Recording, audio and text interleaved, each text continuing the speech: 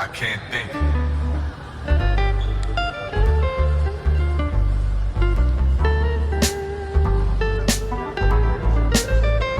What am I supposed to do?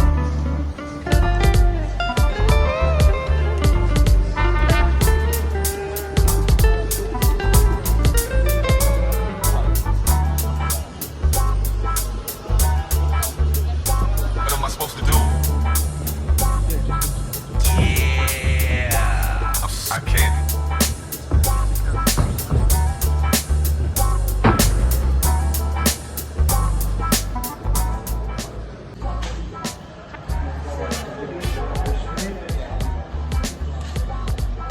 What am I supposed to do?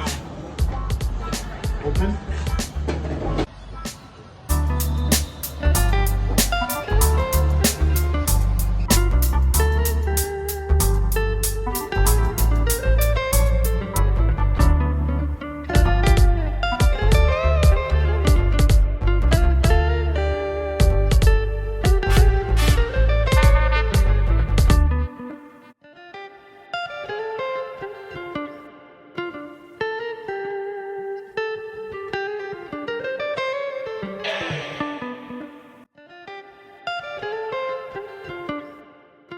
The USA, we have the 1-0 Johan Harris taking on the 2 and 29-year-old Ontario Gladney. 22 is Johan, 6'2", height and reach on his side. What a fight this is set to be. Let's get it underway. Let's hand it to Cyrus Fees. And now, ladies and gentlemen, 3 5-minute rounds in the lightweight division. Introducing first the fighter on my right. Fighting out of the blue corner, he stands 6'2" tall, weighing in at 155.4 pounds. His record, 1 win and 0 defeats. Fighting out of Maesteg, Wales, I give you Johan Harris. And now his opponent, standing across the cage, fighting out of the red corner. Standing 5'11" tall, weighing in at 155 pounds. His record, 2 wins and 1 defeat. Fighting out of Nettleton, Mississippi, Ontario Gladney.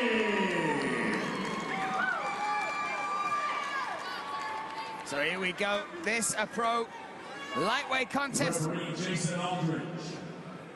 Johan Harris in the blue corner, black shorts, representing Wales, taking on Ontario Gladney from Nettleton, Mississippi. He is in the red corner. Me, Brian Lacey, alongside Frank Mir.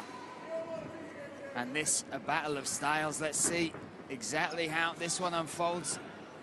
For me as well, Johan is experienced traveling to fight in those IMAFs. Sometimes when you see fighters, you know, travel, go to different countries, different time zones, they struggle with that. But I feel like that experience that he had last year, working his way to that gold medal, that will have helped him with this transition into coming to America, getting used to adjusting his body to this time zone. Absolutely.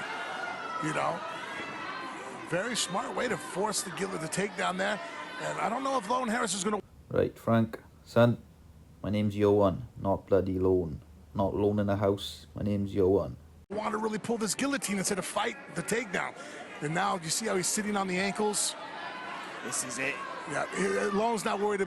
Fun fact, the English translation for Johan is John. So my American friends have been calling me John. So next time, Frank, John is fine, right, son? About the guillotine at all. He is triangling the legs. He is securing Lone's detriment to be able to not be able to fight off. And now he's just going to clear that wrist. You see him looking for it right now. If I was in Gladney's corner, I'd be like, hey, lock him. Where you just connect your hands over the back and connect them and then get a referee breakage. Because right now he's in a bad position. He's about to get mounted. He's in a bad position against somebody who this is their favorite position. Look at the wrist wrap under here. Yep, behind the back, that's classic control.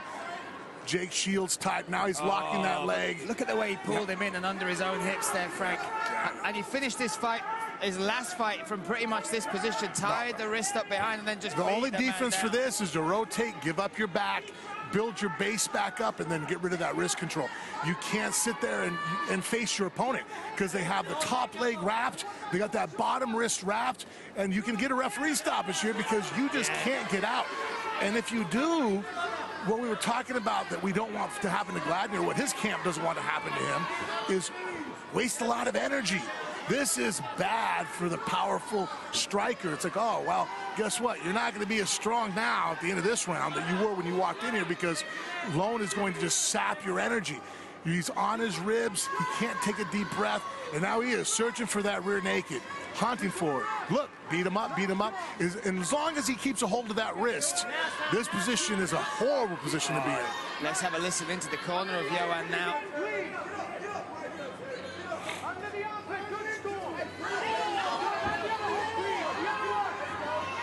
And look at that, this is perfect. He's rolled him over now, Frank. His head's in a perfect position. Oh, looking for the rear naked that's choke. clean as it can be, guys. Johan Harris, Look at the body triangle. That doesn't get better. This is super tight. Getting that squeeze, you can see now Gladney trying to survive. He needs to grab the top hand though, right, Frank? Yes. By holding the bottom hand, you're kind of staving off, but it doesn't stop the force. And right now, that body triangle is just eating him up. Oh, he's under the chin now. That's under the chin. Johan Harris looking for his second professional victory. Looking to claim it here on US soil. Oh, my goodness, that's the tap. Wow, wow, Wales stand up. Johan Harris with the first round finish. Listen, Frank, I've seen him do it in the amateur scene. There's always the question, how do you transition coming up against professionals? The answer's right there, right? Johan Harris, that is one to watch. Well, hey, I don't take sides when these guys walk in here, but there's certain styles that I like, you know, and I like the grappling style oriented MMA because, you know, to me, it transfers over to street fighting even better, you know? I mean, that rear naked choke, it doesn't matter who you are. You can have the greatest cross in the world. There's some guys you ain't gonna drop. You know what I mean? Striking is a little bit more, you know, differential from guy to guy. You wrap someone's neck, you cut the blood off to the brain.